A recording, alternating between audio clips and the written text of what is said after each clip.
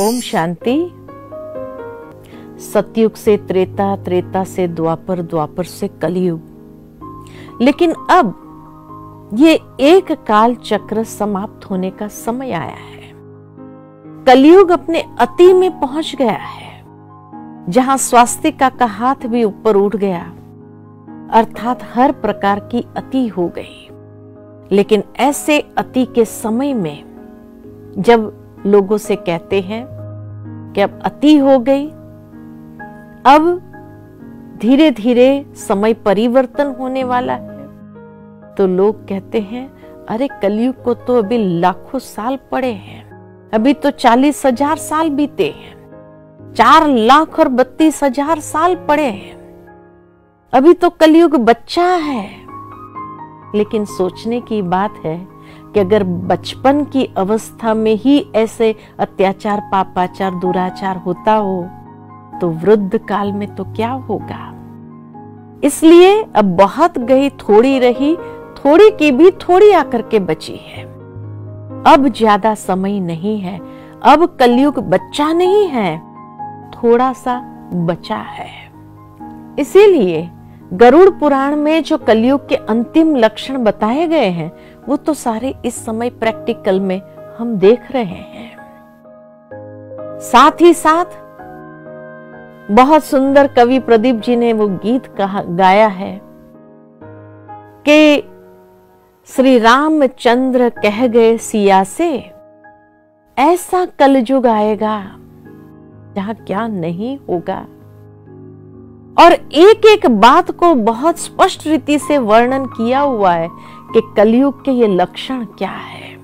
और भी एक गीत याद आता है कवि प्रदीप जी का कि देख तेरे संसार की हालत क्या हो गई भगवान, कितना बदल गया इंसान। और सचमुच मनुष्य कितना बदल चुका है। और ये तीव्र परिवर्तन करीबन 100 साल के अंदर देखने को मिल रहा है। इसीलिए अब यह समय संधिकाल का है, जो कलयुग अंत और सतयुग की आदि का संधिकाल का समय, जिसको कहा जाता है पुरुषोत्तम कल्याणकारी संगम युग। संगम जहां हो रहा है दो युगों का, और जिस संगम के समय पर ही नर उत्तम पुरुष, पुरुष उत्तम पुरुष बनता है, इसलिए उसको पुरुषोत्तम कल्याणकारी, जहां हर आत्मा का कल्याण होने लगता है और हर आत्मा या मुक्ति या जीवन मुक्ति की स्टेज को प्राप्त करती है। और इस तरह से पूरा युग परिवर्तन होने का समय आ गया है। समय संकेत दे रहा है, परिवर्तन के संकेत हमें दिखाई देते हैं। कौन से समय के संकेत हमें देखने को मिलता है? सबसे पहला संकेत हमें देखने को यह मिलता है कि जिस तरह से आज प्राकृतिक असंतुलन की स्थिति आ रही है, जिस तरह से दुनिया में ऐसी ऐसी बीमारियां आ रही है जिसका कोई इलाज नहीं है, तो दूसरे शब्द में अगर हम कहें तो ये रावण राज्य ही तो है। रावण राज्य क्यों कहते हैं? भारत में भी एक साधारण मनुष्य तन का आधार लेकर के वो दिव्य ज्ञान के माध्यम से अधर्म का नाश और सत धर्म की पुनः स्थापना कर रहे हैं। क्योंकि रावण के लिए दिखाया गया कि ऊंची जाति का था, ब्राह्मण था, कोई असुर नहीं था। दूसरा कहा जाता है कि रावण जैसा विद्वान कोई नहीं था। रावण 10 इंसानों जितनी बुद्धि उसके पास थी। तीसरा, रावण जैसी कोई भक्ति नहीं करता था, बहुत बड़ा भक्त था, शिव भक्त था। रावण जैसी शक्ति किसी के पास नहीं थी। ब्रह्मास्त्र, सारे दिव्य अस्त्र उसको प्राप्त थे, और रावण जैसा धनवान भी कोई नहीं था। पूरी लंका सोने की लंका थी। तो अर्थ, बल, बुद्धि और भक्ति सब कुछ रावण के पास था। चारों ही चीजें रावण के पास थी। तो आज का मनुष्य भी अगर देखा जाए, उसके पास भी ये चारों चीजें हैं। सभी प्राणियों में उत्तम प्राणी मनुष्य है, ऊंची जाति का है। मनुष्य जैसा विद्वान कोई नहीं, बुद्धि है उसके पास।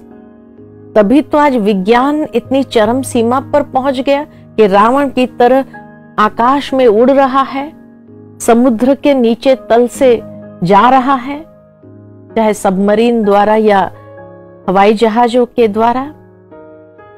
रावण जैसा शक्तिशाली था, ऐसे मनुष्य भी शक्तिशाली है।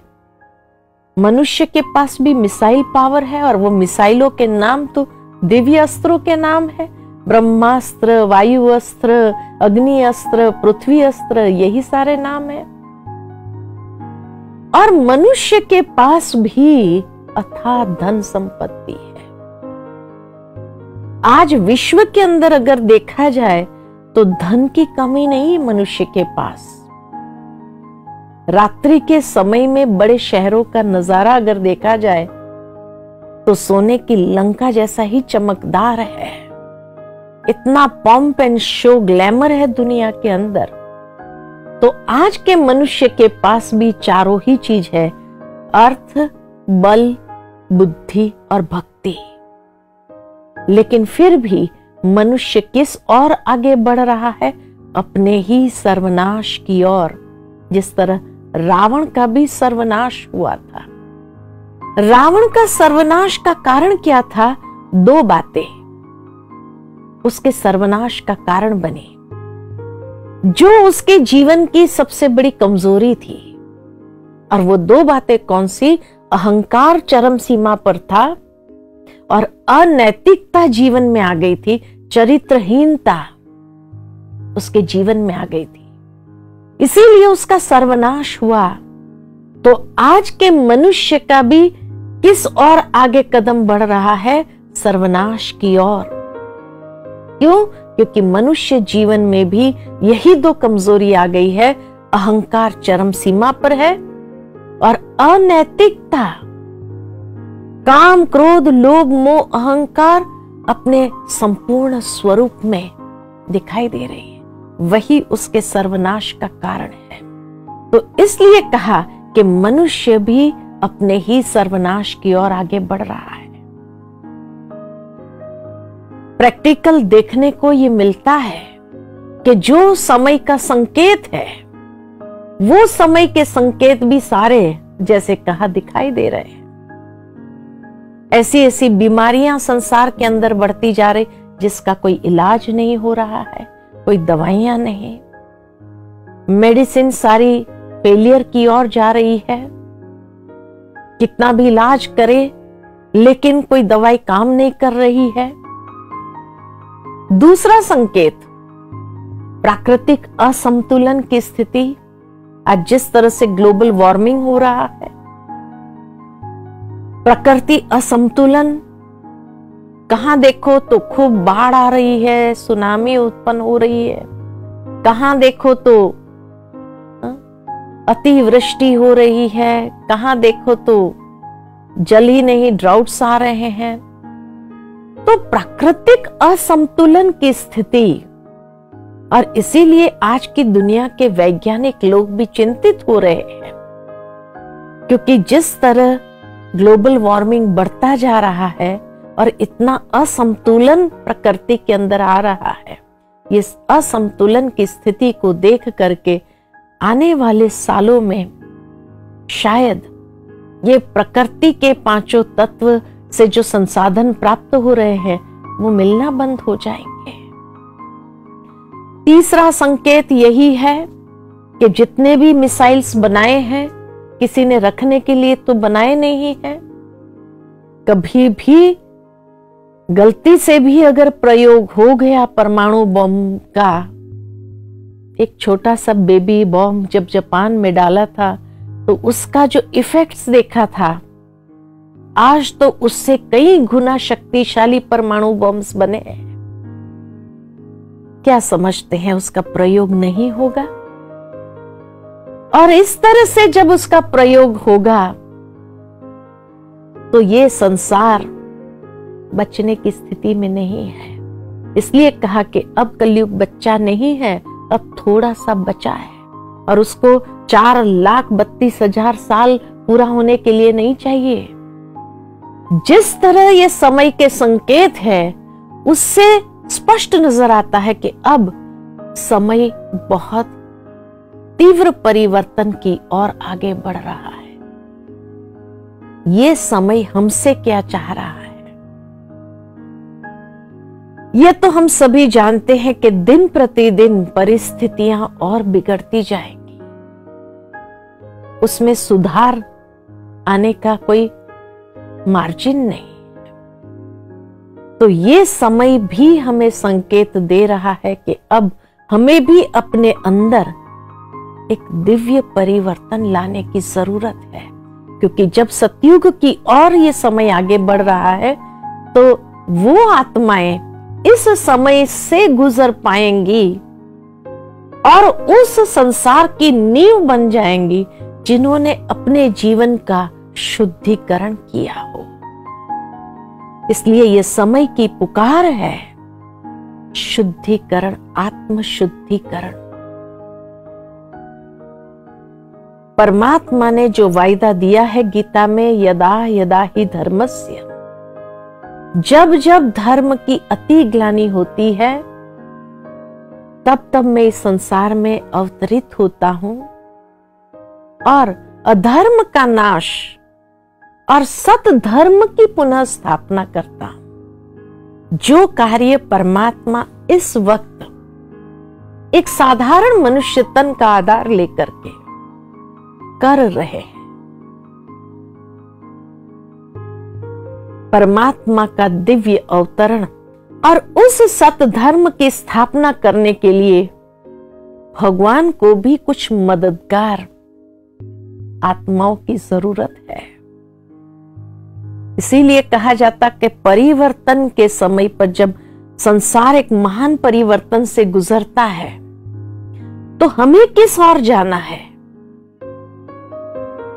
विनाश की ओर या सृजन की ओर? ये हमारा अपना चुनाव होगा कि हमें किस तरफ जाना है, अधर्म के तरफ या धर्म के तरफ। महाभारत में तो दिखाया है अधर्म के तरफ अधिक लोग थे, धर्म के तरफ मुट्ठी भर थे।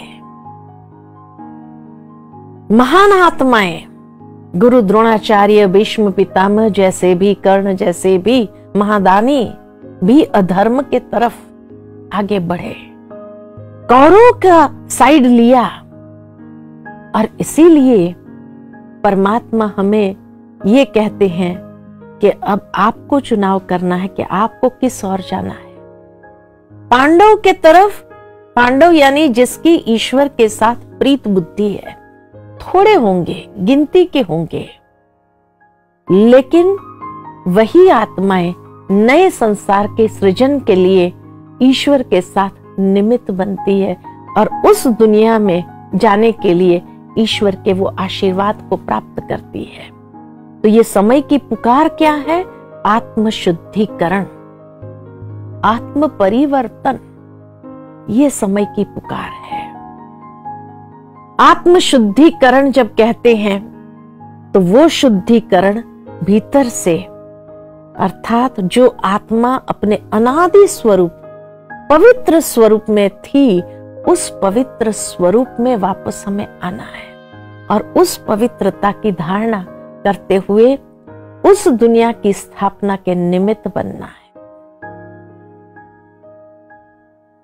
अखबार तो हम सभी रोज पढ़ते हैं, एक खबर हम रोज पढ़ते हैं और वो खबर है कि कामेशु क्रोधेशु मनुष्य के कृत्य। आपका विवेक क्या कहता है? दिन प्रतिदिन ये कृत्य बढ़ेंगे या कम होंगे? बढ़ने वाले हैं। और काम अग्नि के अंदर जलेंगे, क्रोध अग्नि में लोग जल के भस्म हो जाएंगे। तो ऐसे समय पर पवित्रता की धारणा जीवन को उच्चता की ओर, उस धर्म की, उस श्रेष्ठ धारणा की ओर हमें ले जाती है जो उस सतयुगी दुनिया की स्थापना का आधार है। रावण के लिए ये दिखाते हैं कि सीता जी को लेकर के आ गए, अशोक वाटिका में रखा, लेकिन सीता जी को स्पर्श नहीं कर पाए। सीता जी के पास अपने आत्मरक्षा के लिए कौन से शस्त्र थे? एक घास का तिनका जो उठाकर सीता जी ने रावण को चैलेंज कर दिया कि इस घास के तिनके से आगे एक कदम भी बढ़ाया तो जल जाएगा, ऐसी मेरी शक्ति है। और इसीलिए रावण स्पर्श नहीं कर सका। तो आज की दुनिया के अंदर ये जो खबर बढ़ती जा रही है कामेशु क्रोधेशु मनुष्य के कृत्य की, ऐसे समय में आत्मरक्षा का साधन हमारी अपनी पवित्रता की शक्ति होगी, सतीत्व होगा। कई बार कई लोग हमें प्रश्न पूछते कि ऐसे समय में भगवान बचाते क्यों नहीं है? भगवान बचाना चाहता है तभी तो कहते हैं कि हे आत्मन, आत्मशुद्धिकरण करो, पवित्र बनो, योगी बनो। लेकिन जब ये पवित्रता की बात सुनते हैं तो लोग क्या कहते हैं? दुनिया कैसे चलेगी? अरे दुनिया का चलाने का ठेका हमने नहीं लिया है। ईश्वर को मालूम है कि दुनिया कैसे चलानी।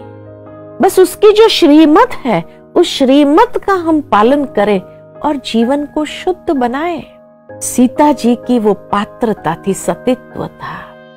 इसीलिए आने वाले समय में परमात्मा परम पवित्र है। परम पवित्र की मदद जब मिलेगी तो उसकी पात्रता तो चाहिए। जिस तरह दुनिया में कहा जाता है शेरनी का दूध सोने के बर्तन में रहता है, ऑर्डिनरी बर्तन होता है तो बर्तन फाड़ देता है, ठीक इसी तरह परमात्मा परम पवित्र और उस परम पवित्र की मदद को स्वीकार करने की पात्रता चाहिए। इसलिए भगवान कहते हैं योगी बनो, पवित्र बनो, क्योंकि उसी से ही वो पात्रता हमारे अंदर आएगी और तब ये समय को हम क्रॉस कर सकेंगे और उस सतयुगी दुनिया में जाने के लिए योग्य बन जाएंगे। नर ऐसी करनी करे जो नर श्री नारायण बने, नारी ऐसी करनी करे जो श्री लक्ष्मी बने। अर्थात यही समय है हमें अपने कर्मों को श्रेष्ठ करना है, परमात्मा के साथ प्रीत बुद्धि बनना है और आत्मशुद्धिकरण करते हुए योगी पवित्र बनना है।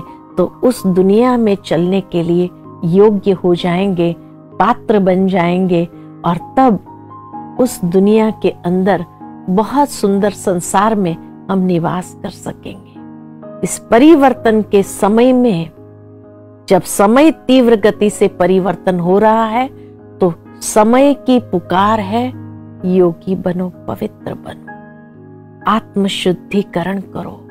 तो इसीलिए आइए इस आत्मशुद्धिकरण करते हुए हम अपने जीवन को उस सतयुगी दुनिया के लिए योग्य बनाएं। तो इस तरह से ये काल चक्र घूमते हुए अब संपूर्ण समाप्त होने की कगार पर है। ये था समय का महत्व और संसार की स्थिति को देखते हुए। ओम शांति।